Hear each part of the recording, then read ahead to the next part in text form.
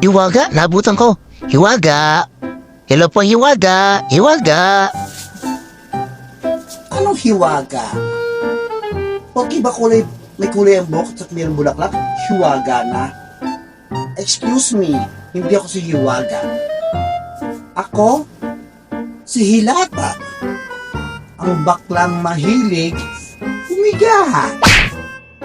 Ano pong pagkakaiba nyo ni Hiwaga? Inadayan niyo po ba siya? Well, hindi po ako si Hiwaga. Ako po si Hilata. Kita niyo naman, di ba? Iba ang kulay ng buhok. Si Hiwaga, guys, ang bulaklak niya is sunflower. Ako, poinsettia. Bakit po Ponsetya? Bakit poinsettia? Kasi gusto ko, araw-araw ay Pasko, Pasko, Pasko. Hiwaga po may parisan. Kayo po ba? Ano po ba kayo? Ano pagkakaiba niyo po?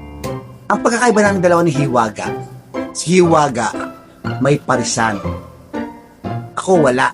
Ako meron pawisan. Pawisan ako lagi kasi sobrang init. Ganun. Yun.